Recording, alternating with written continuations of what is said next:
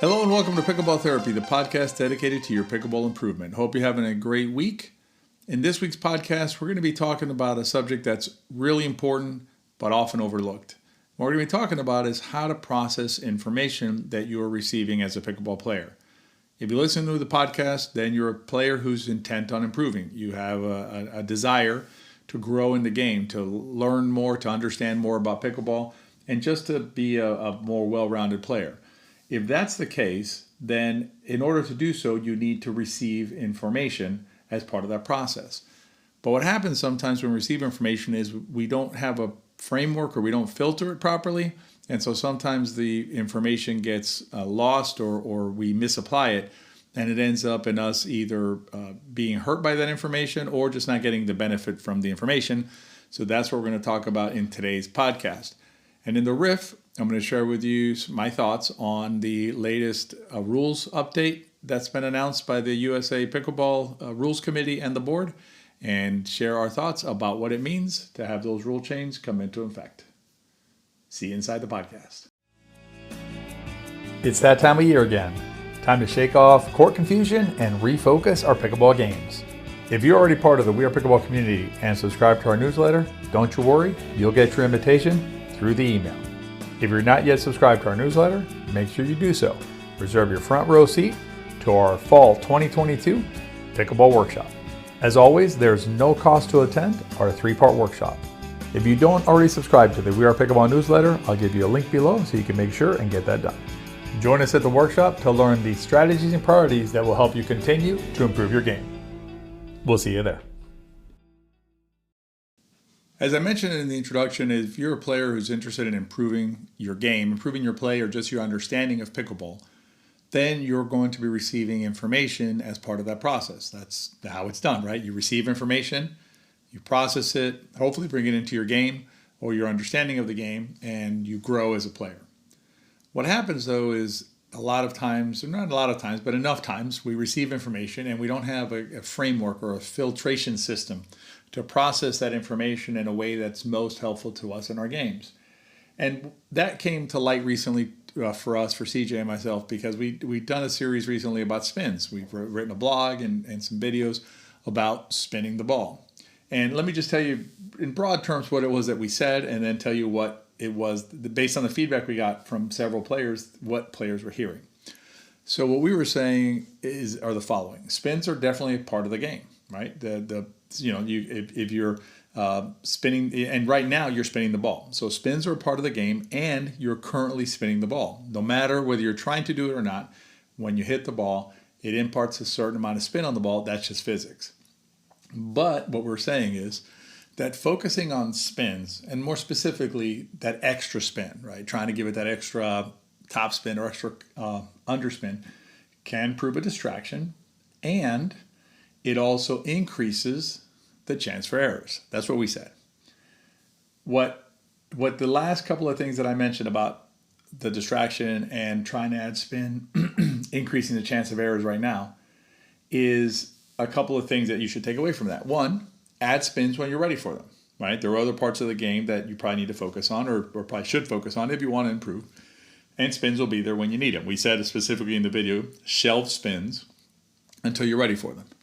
And then you need to think about whether the advantage of adding that spin to your game is worth the additional chance for errors that you'll be introducing to your game. So here's, based on the feedback we got, what several players apparently heard from this lesson. One, spins are bad. Like we were saying, spins are not a good thing, which is nonsense. If you've seen any of the video of me playing, which I've used in several of the game breakdowns, I spin the ball. I played tennis for 40 years. I know how to spin the ball. So I spin the ball. It's not a problem about spinning the ball. And in fact, in the video series, we show how to properly spin the ball if that's your desire. Players also heard, do not add spins to your game. That's not what we said. What we were saying is maybe it's not a priority to add spins to your game right now, and that you have to understand there's a trade-off to adding spins to your game. There's a negative, if you will, or a cost to doing so.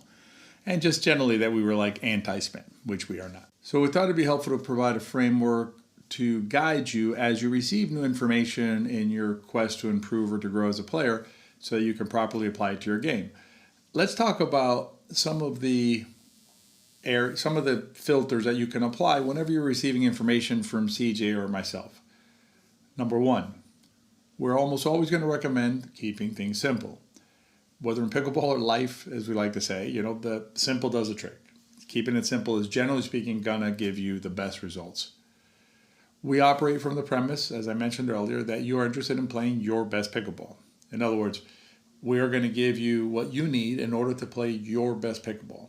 We are not trying to scratch an itch you may have to, let's say, learn how to do an ATP or something like that. There's nothing wrong with that. If that makes you happy and smile, do it, by all means.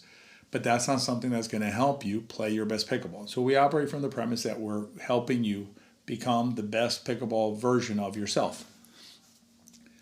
We also operate from the premise that success in pickleball, and again, like in life, comes from not making as many errors. Pickleball is an error game, and so if we can reduce errors, you're going to play better pickleball. We are driven by probabilities and the big picture of the game. We're not looking for outlier shots. We're not looking for, the one-off sort of shots. We're trying to give you big picture parts of the game or big picture approaches to the game that will give you the highest results if you implement those into your game. And we don't offer clickbaity kind of tips, right? So we're not trying to give you like this silver bullet, like learn this one shot and you'll be an amazing player. We try and give you sound advice. A lot of times that sound advice may sound boring or quote unquote simple or vanilla. But if your objective, which we mentioned earlier, is to become the best pickleball player version of yourself, a lot of times it is that plain or simple or vanilla that will get you there. Now, one last thing about how CJ and I teach, we try and share with you the why of the thing. Sometimes we hear, not our community so much, but players who come in and see some of our stuff, that we talk too much. Yeah, maybe. But that's because we're trying to explain to you the things in the way that we understand them. That way it's more meaningful. That way you can build your understanding, your knowledge of the game. And we like to think of maybe one day, one of our students coming back and teaching us. That'd be awesome. So we're trying to teach you the why of the thing so that it has more meaning. So, when we talked about spins, for instance, and the effect of spins and things like that, we did it based on the framework I just described. Trying to improve as a player, keeping things simple, reducing errors and things like that. That is what drives the way that we teach. So when you receive our information, that's what you can filter it through. And in that case, that could have been deemed negative pickleball instruction, right? It's suggesting something you should not do. But a lot of times, what we're saying to you is not, this is bad, don't ever do it. What we're saying is, here are the reasons why you should consider either not doing it now, waiting till later, or sometimes it's not doing it. For instance, the Ernie. We know players who have injured themselves trying to learn the Ernie. The Ernie is really a throwaway shot for most players.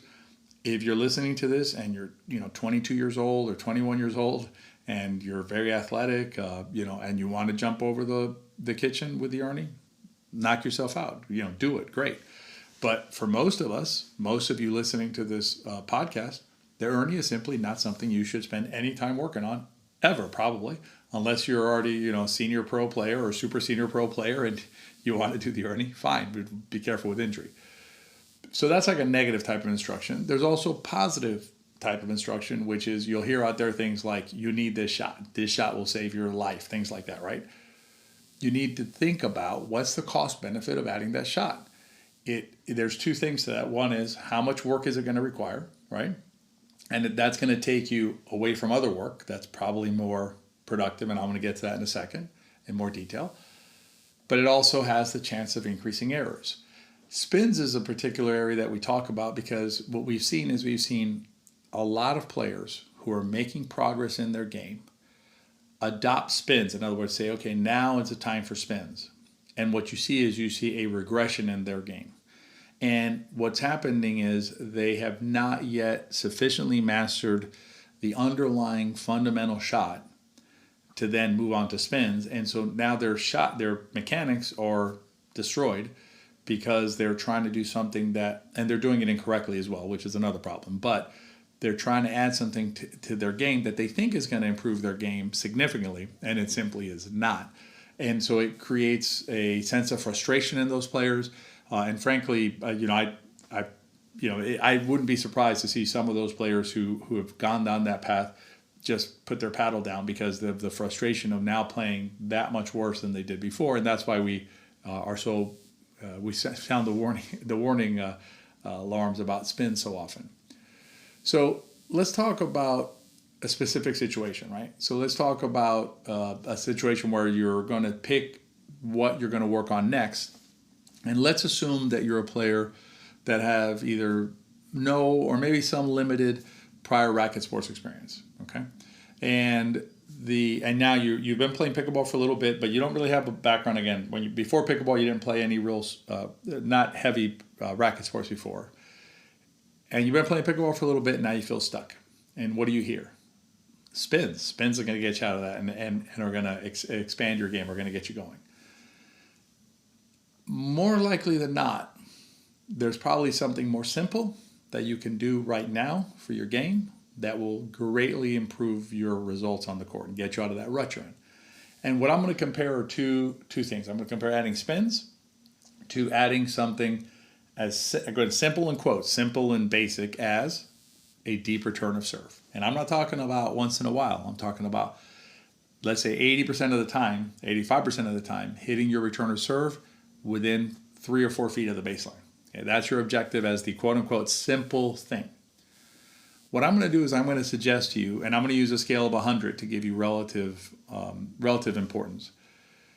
The adding spins to your game, and I'm talking about mastering spins, might give you a 15 out of 100 benefit. I would suggest to you that hitting consistently deep returns of serve will give most of you listening to this podcast a benefit of 90 out of 100. Not all of you. Listen, if you're a 4-5 player or a 5-0 player and you're hitting deep returns of serve, that's great. You want them for their own good. But the players you're playing against have really good third shots and are probably not going to be daunted by that deep return of serve.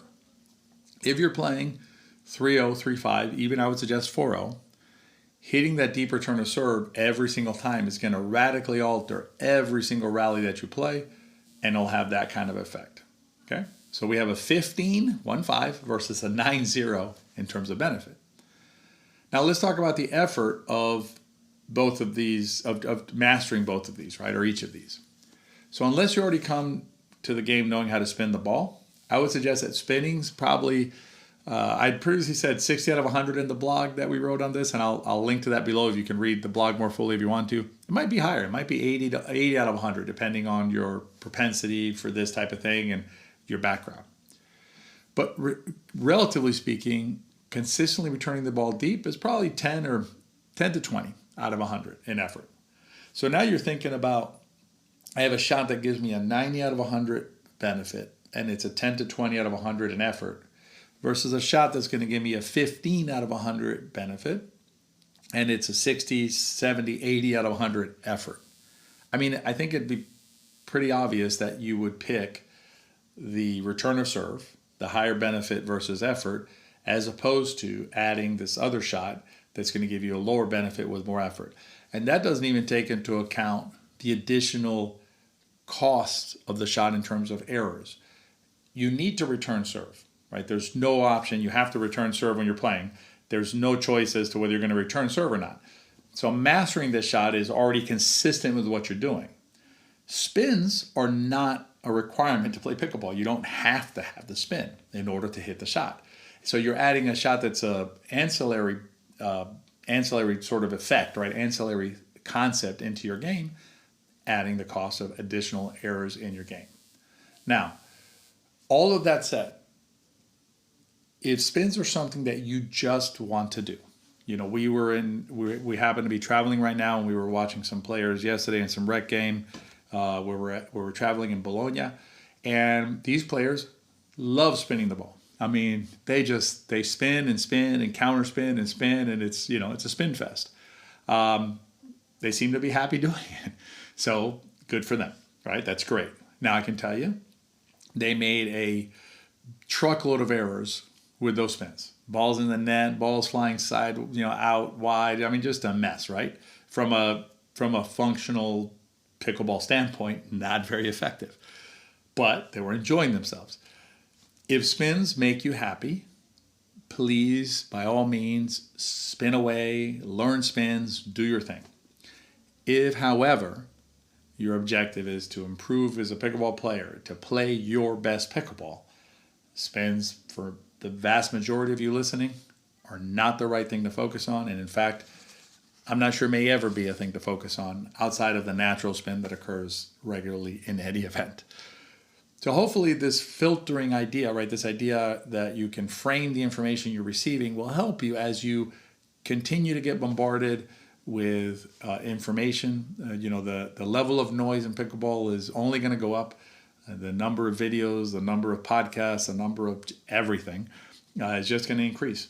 And so your ability to be a good gatekeeper of the information that you let in and the information that you block out is going to become even more and more important. And hopefully this podcast or the lessons in this podcast will help you. And also if you want to check out the blog, I'll link to it below. You can check that as well. Keep that in mind as you receive information, whether from us or anybody else, in terms of your pickleball, so that you can safeguard your pickleball journey and continue along the path to your improvement. All right, in the riff, we're going to talk about the spin serve and what's going on with the spin serve and the new rules announced for 2023. Stay tuned for the riff. Most pickleball players spend a lot of time thinking about and comparing pickleball paddles. But you know what's more important than a pickleball paddle? Your shoes. Are you wearing the right kind of shoes to play pickleball in? If you're not sure, consider trying out shoes that are designed and made specifically for pickleball. Tie roll shoes are the shoes that CJ and I both wear out on the pickleball court. Remove any doubt about whether the shoes you're wearing are right for pickleball. Check out Tie roll shoes. I'll put a link in the show notes. Protect your most valuable asset out there, your body, with the right shoes. Wear the right shoes and play longer on the court. Let's talk about the latest rules proposal looks like it's been adopted by the board and the rules committee. And it has to do with eliminating the spin serve. And so its existing rule is 4.A.5 called the volley serve. And the drop serve will have the same basic kind of language, although I'm frankly not sure why it's required, because the drop serve would never make sense to spin it before you drop it because how it interacts with the court, but that's a conversation for another day. The language that's been added is the following. The server shall not impart manipulation or spin on the release of the ball immediately prior to the serve. If the receiver determines that manipulation or spin has been imparted or the release of the ball is not visible, this has to do with the visibility that's already in there, the receiver shall call for a reserve immediately after the serve occurs. We've already made our position clear on the spin serve, and I'll link to that blog below. You can check that out if you want to. We did not believe that the spin serve, and by spin serve, we're talking about the pre-spun serve, to be clear. This goes back to the filtering of information. We got some pushback, players saying we didn't like spinning the serve. It has nothing to do with spinning the serve. It has to do with pre-spinning the ball before you serve it, which is a different thing. And that's what this rule is trying to address. So in terms of the pre-spun serve, we were always against it, and we were clear about that, and we articulated our reasons, some of which were why the rules committee adopted this rules change to begin with. So we agree with those. My concern with reading the rules change or the proposed rule change is its enforcement. We already have enough conversations or discussions or arguments going on in the local courts about how serves are perceived, legal, illegal, things like that. Now we've added another layer of potential complexity to that, which is, hey, it looked to me like you might have spun that ball before you hit it, so I need you to reserve the ball. I just not a big fan of those types of solutions to the issue. The issue being a real one, which the pre-spun serve was something that we thought should be done away with. An easier solution would have been to just make the drop serve the serve. Because as I mentioned earlier, I'm not going to get into it here, but it doesn't make sense to pre-spin the ball on a drop serve because you lose the effect of the spin anyway. The ball spins away from you, so you would have a neutral drop, and then the ball coming off the court would be neutral, and then you would just hit it. So maybe they'll go to that next time. I don't know. We'll see how it goes. Again, applaud the banning of the pre-spun ball. Not a big fan of the enforcement mechanism in non-refereed matches with the idea that there's going to be basically a do-over based on the receiver's perception from, I'm doing the math, of 47 feet away. I don't know, just I don't think that that's workable, but we'll see how that goes. Anyway, so that's hopefully you enjoyed this week's podcast. We'll see how this rule thing plays out. Hope you have a great week. And if you enjoyed the podcast, please rate it and review it. We really appreciate that. Share it with your friends. If you enjoy the podcast, chances are, not 100%, but chances are they probably will too. Have a great week, and we'll see you next time.